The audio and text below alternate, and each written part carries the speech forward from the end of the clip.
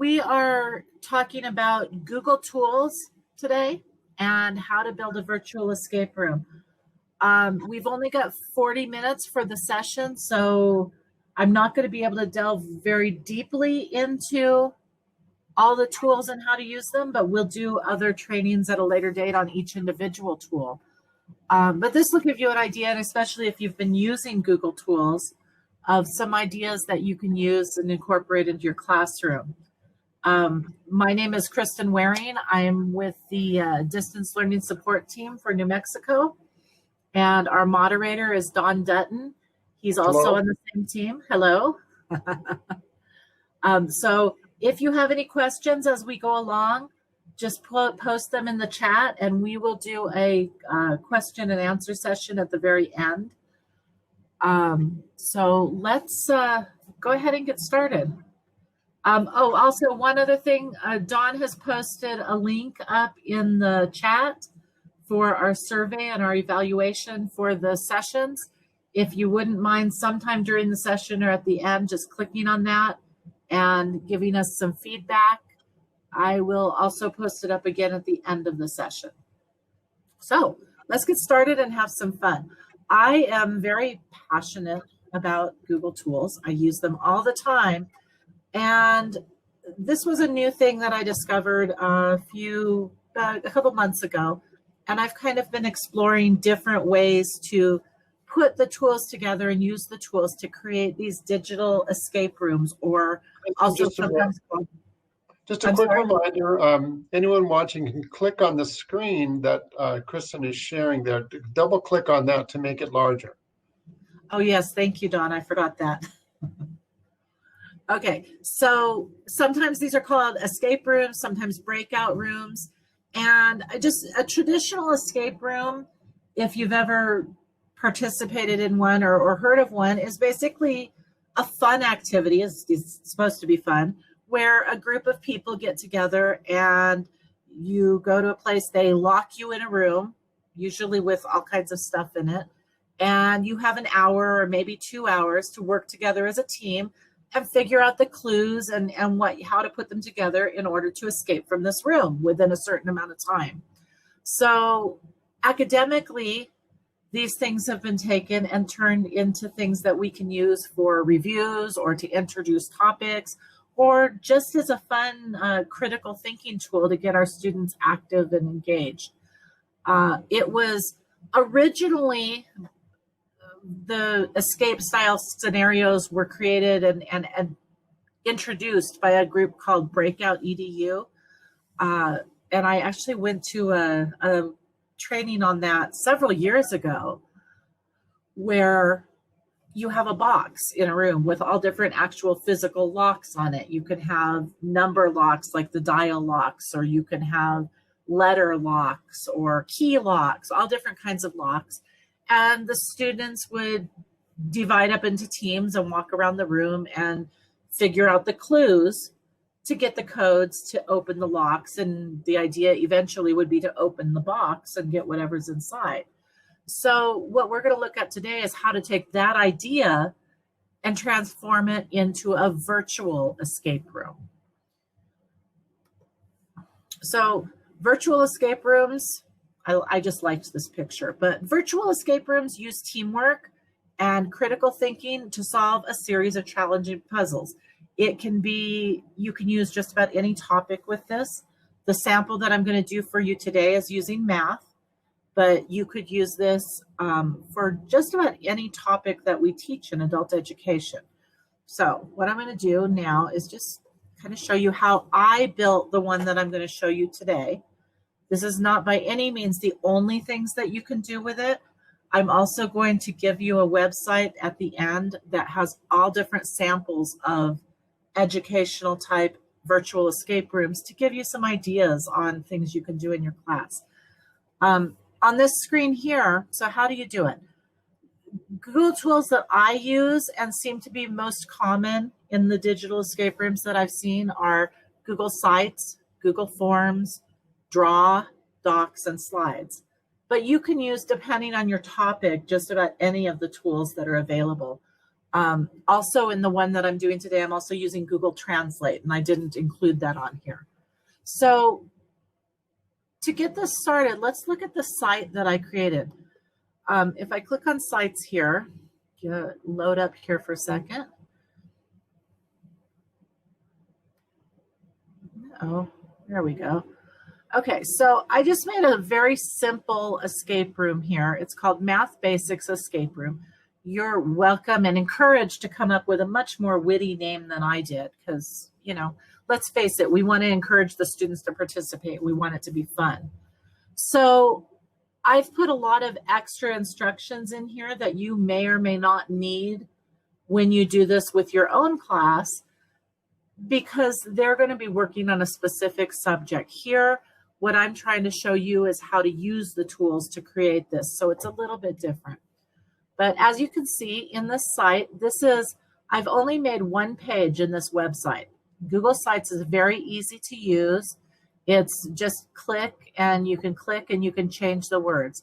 You can add a text box and type in the words. It doesn't have a whole lot of bells and whistles. This picture here is a Google drawing that I created that's in my Google Drive. This here, where the locks are, this is made using Google Forms, and it's just uploaded here into the site. So if you look over here on the right-hand side, we have several different, oh, I apologize. I thought I turned that off. Okay, we have 3 different tabs that you can use when you're working with sites. So you've got insert, and this is where you can insert a text box or an image, anything that you have saved on your drive.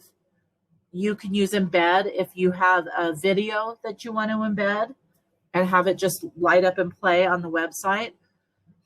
And there's a few other things down here: calendars, YouTube videos, sheets, forms, slides, all that fun stuff that goes along with Google. So this is your toolbox basically under insert. If you go to pages, you can see that in this website, and you'll be able to see the finished product because this is just the editing side of it right now. In this website that I've created, I've got the home page, which is what we're looking at right now. And then some of the clues that I've used, I had to put a website up for. And so I made this. Now, if you don't want the students to be able to navigate to your clues without doing the proper game, you need to make it so they can't see it when it's published. So that's why some of these have the lines through them. If you make a page, and I'll just go ahead and show you, I can make a new page right here, and I can call this a test page. Okay, I'll say test and done. So this creates a new page right here. And you can't really see it very well, but right up here at the top, because I made a new page, I now have navigation like on a website. I have a home button and I have a button that says test. I don't want them to be able to click on that button. So I'm going to make sure I go over to the 3 dots to the right, and I'm going to go down and say hide from navigation. Okay, so now I have this page inside my Google site. However, once it's published, if we look at the preview of this, let's go back to the home page. And I can go up here and show you a preview of the finished page. There's no navigation at the top. So really, this is just like a single web page that the participants can click on. Okay, and down here, so this is all the stuff they need for the puzzles. So once you've put this all together, you'll be able to give your students one link. They go to this entrance portal to the escape room, and they can start clicking around on the different things and do only what you've allowed them to do on this page, which is really nice. So we'll get to that in a minute. I want to show you the components first so you know what we're looking at. So this is Google Sites. You, for an escape room, generally you have some sort of image that the students will be able to click on to go to different clues. So in this case, once it's published, they'll be able to click on the multiplication sign or the subtraction, any of these symbols, and they'll take them to different clues or different activities that they can do with this. And from those activities, they're going to get clues that they can bring back here and fill in the blanks to open these locks. Okay, so for instance, this one is a 3-digit lock. Somewhere in one of these activities, they're going to come up with a number, an answer, or something that's really obvious on the page that's 3 digits. And they're going to come back here and they're going to try it out. If it works, that means they got the correct answer. If it gives them a incorrect answer, they'll have to go find it again, find the correct answer and come back and fill it in. So it really forces them to think critically about, where am I finding this answer? Okay, so Google Sites is kind of the hold all for everything we're going to do here. But then we have to have the different parts to put together. So if we go over to Google Forms, this is my basic Google form that I made. I did not do anything fancy with it because the colors and stuff are not really going to show up when I embed it into the site. So basically, all I've done, I gave a little bit of instructions here at the top. And in this case, I'm asking for a name because not all of you will have an NMDELT email. So I won't be able to find out who did each one based on your email. If you're doing this with your students and possibly putting this up in Google Classroom or something like that, if they're all using an NMDELT email, you can tell it up here. You can go up here to settings and you can say restrict to users, to NMDELT users. And that way, and then you can tell it to collect email addresses. And that way you don't even have to put a name in there. You will just be able to see on the response sheet who answered your quiz or who successfully completed this. Now, one thing I want to show you, this is really important for creating a digital lock, is for each of these questions, I put my title in. I'm using the short answer text. Okay, if you go up here to the types of questions, you can choose all different kinds, multiple choice, check boxes, things like that. I'm using the one at the top that says short answer. And then what I did is I went down here to the 3 dots at the bottom of this box, and I've chosen response validation. So response validation lets you put in an exact number or word or set of words that they have to enter, otherwise it's incorrect. So here I've chosen that this needs to be a number, and that number needs to be equal to. Now you could also set this up to be a number between something or greater than. I put equal to. Okay. It has to be equal to what the answer is. And then I put in a custom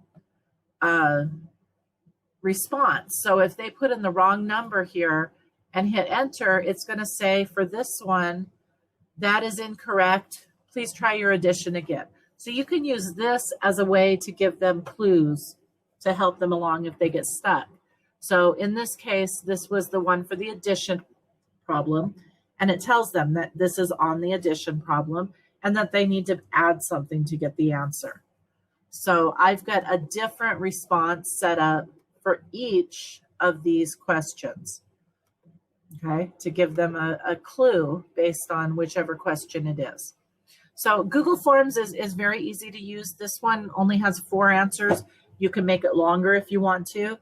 You can put pictures or videos in here if you want to, if that serves your purpose.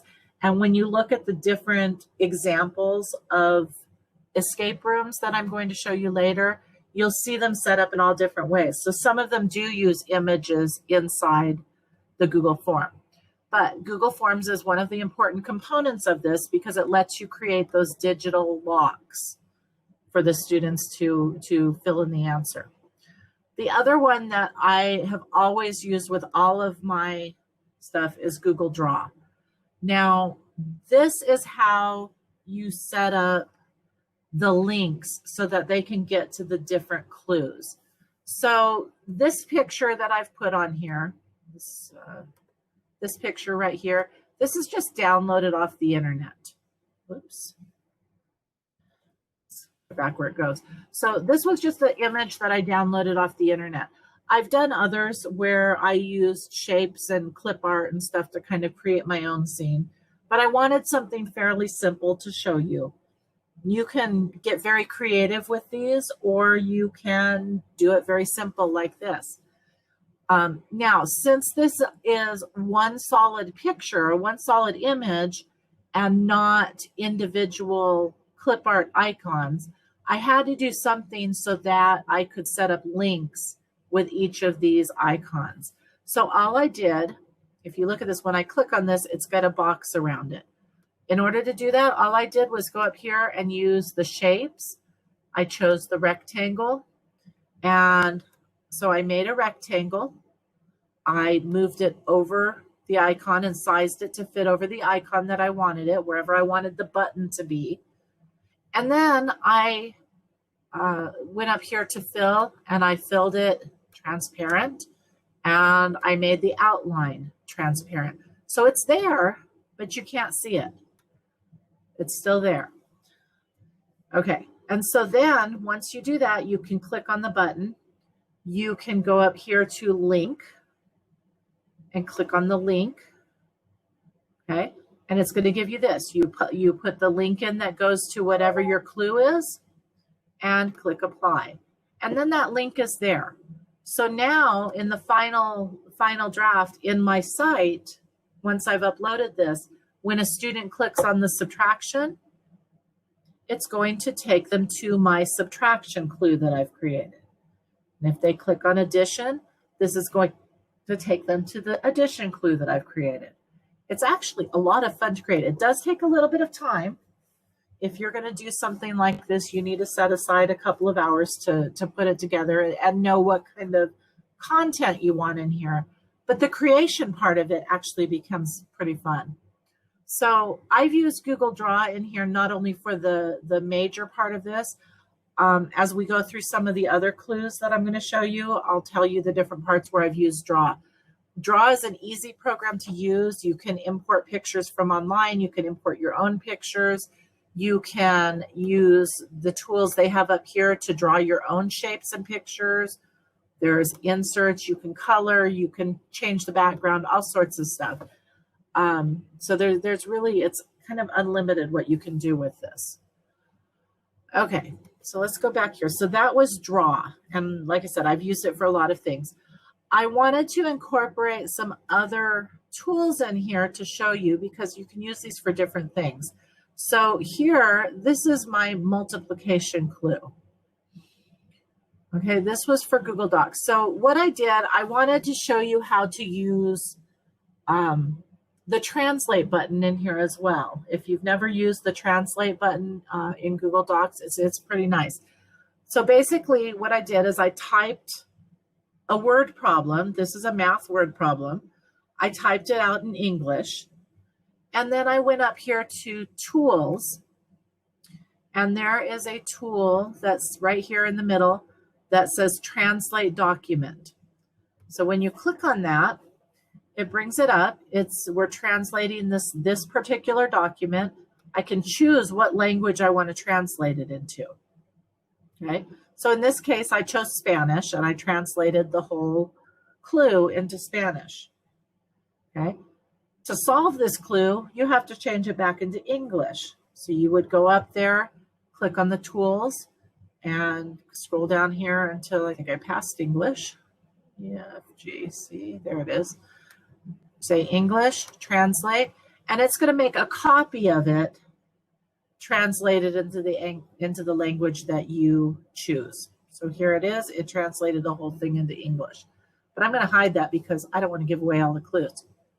So if you're going to play my game at the end, when you get to this, translate it into English, read this, and then follow the directions at the end. Okay. So this is 2 Google tools you can use. And, you know, depending on what you're doing with your students, this might come in handy. Maybe if you're an ELA teacher and you want them to try different things, figure out words, and then check their answers, it's a good way to do it.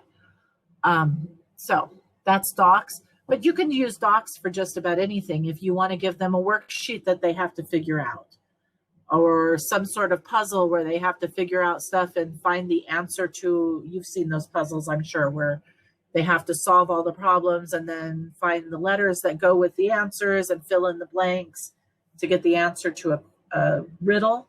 You could do something like that. There's lots of different things you could do with docs. And then slides. This one is kind of fun, and I was kind of excited to show you guys this.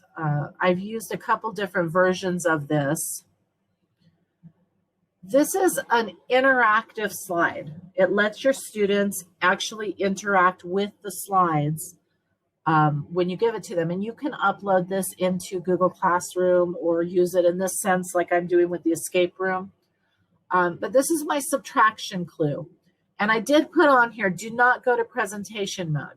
Because once you go to presentation mode, the editing function doesn't work and you can't move things around on the screen.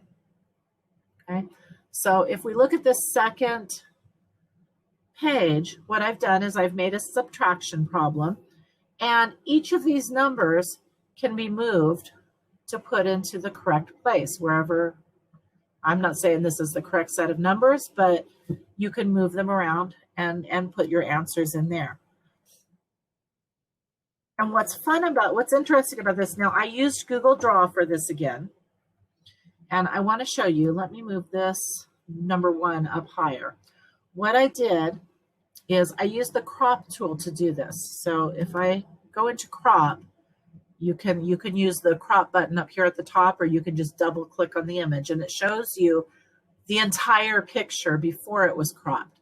So all I did, if you can see this, I made a strip of numbers 0 through 9, and I copied it into this. And then I made a copy for each number. So I've cropped out each number individually. And what shows is just the part that you've cropped. So this allowed me, with one drawing, to create all of these numbers. Another thing that I discovered in learning how to do this is if you put a bunch of things on your screen, sometimes it's really hard to get them all nicely and evenly spaced here. If you highlight all those things that you put on here, let's get that 1, 2. Make sure you've got everything that you want. So I'm highlighting everything. I can go up here to arrange, and I can say align. So I want to align these by the middle. Okay, that puts them all in a row and in a group. And then it doesn't look like, well, it's a little bit off here. This space here is a little bit smaller than this space. So if I want to do the spacing, I can go to arrange and I can say distribute horizontally, and that evenly spaces all of my images on there. And then since they're all together, I can kind of drag them down a little bit and put them where I want them to go. So an interactive worksheet, they can move the numbers around, put them where they need to go. One other fun thing that I discovered, I want to show you the second slide. This is the same setup, move the numbers up and fill them in once they've solved the problem. But now I've put an answer here. And this answer, of course, you can't see it because it's invisible. And the students need the magic magnifying glass here to move over and see the answer. So once they move that over, presto, there's the answer. It's really not magic, of course.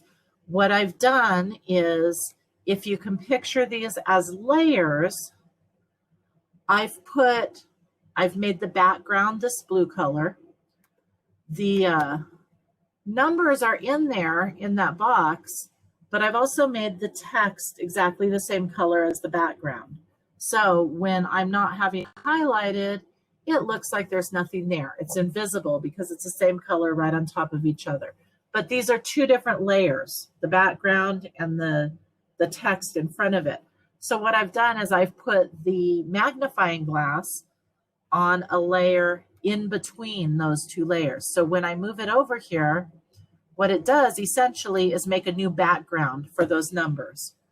So now it's got a white background behind the blue numbers and they can see it. But it looks like our magnifying glass is magic and makes it a little more interactive and fun. So there you go, slides. A lot of fun things you can do. In the samples I'm going to show you, the website I'm going to show you where you can get samples. There's all kinds of interesting things that you can learn how to do using Google Slides to make these more fun. So those are the tools that I used for this. Real quick, and I'm not going to have time to show you all this because I want you guys to be able to try it out, the finished product. Whoops, let's go back one. We went too far. I've also got a list in here of some other sites that you can use. Jigsaw Planet I have used in this puzzle. Jigsaw Planet lets you make an image for yourself and put it in here and turn it into a jigsaw puzzle. So if I go up here to My Puzzles, you can see I've made a couple of different pictures and I've just turned it into a puzzle to be used as a clue. So when you get to that clue, you'll get to play with that. Fandom is a set of wikis based on movies and books and TV shows and stuff like that. It's a great place to get some information or even to use the site in a clue. If you want to make something based on something like that, you'll see it in one of the examples they used it. Matchthememory.com. This lets you set up memory match games where they choose different cards and try to find the two things that match up. They don't have to be the same pictures. They can be, for instance, the one that I saw was using the periodic table, and it had the abbreviation and the name. And so they had to find the two that matched and put them together to win. So that's kind of a useful tool. Whoops. Well, I guess we're going to look at it anyway. This is a free site. You can create your puzzles for free, something you can use for clues and to make them more interactive. And so Ditch That Textbook. This is the one that I wanted to show you. I got a lot of my ideas from this site. This is the main page for the site. And there's a lot of free ideas on here. There's a section for remote teaching. There's a section for using Google Tools. There's a section with resources, videos, all sorts of things, some things that you can order. But basically, this man's philosophy is that we don't need textbooks. We need students to create their own learning and be really involved and actively learning. So there's some really interesting stuff on here. But this last link that I have on here is part of Ditch That Textbook, but this one is very specific to digital escape rooms. So it has 30 free escape rooms that you can try. If you scroll down here, it's got ideas for things that you can use escape rooms for, and I'm sure there's a million more things you could do with them. And then right here in the middle, this has actually 40 plus digital escape rooms. So I told you could go and play some of these rooms and give them a try and see some of the different ideas that people have used. So this Hogwarts one, I played that the other night. That uses the fandom site for some conversions you have to do. What other ones did I do? I haven't done all of these. Here's one with G Sites, Google Sites, if you want to try that one out. Some that are based on games. There's some history and Civil War, States of Matter. This one used the memory game. So all sorts of different ideas in here. I would encourage you, if you're interested in doing this, to go through and play some of these and get some ideas. And then down here at the very bottom, this has step-by-step. It's got an image you can use as a guide if you want to print it out. And it's got specific step-by-step instructions for building a digital escape room. Okay, how to create your image, how to create your locks. All of this is on here. So I would really encourage you, if this is something that you're interested in, to go check out this website. I'm sure there's a lot more of them online, but this is it. And I'm going to go ahead and put this up in the chat for you if you want to save it or check it out for yourselves. And so yeah, it's just really fun. It's a nice thing to do. It gets your students engaged. You can use all different topics with it and just be really creative. Let your students learn what it is that they're learning in their own ways instead of just standing up there and talking all the time. Makes it a little nice change up for your students. So lastly, before I give you the game and you guys can go off and play it, I just want to remind you of the myworkplace.com. If you have an NM account, you're already enrolled in this. This is a place where we can go and ask questions. It's open to everybody in the state. You just log in. There's a classroom teacher section. There's also one that's for students if your students are interested. You do, however, have to have an NM email to get in here. So if you, let me put the NM email link up there. Let's see, there it is. So if you need an NM email, you can go to this link and request an email and just come on in and join us. There's a lot of people around the state that are in there that can answer questions you might have. If you just want someone to talk to, we have a fun site in there where they're posting memes about working from home. So some interesting stuff. I would go check it out. It's lots of fun. And you're probably going to get sick of hearing this because you'll hear this at a lot of the different sessions today. But we've got a survey here that has been sent out, should have been sent out to everybody. This is for professional development. It's asking what you're interested in having professional development on. What kind of topics? Is there anything in particular that you would like the support group to do for you? So if you do, I'm going to put that link up in there for you. You're going to get lots of links here. I'd like to say thank you to all the 60-some people who have completed that form already. Yes. We've tried to send it to everybody. We've sent it out a couple of times. We hope we've caught everybody. And if you have not completed it yet, it sure will help us provide things that hopefully you need and want in the future this fall. Yes. So try to fill it out if you have a few minutes. It shouldn't take you very long.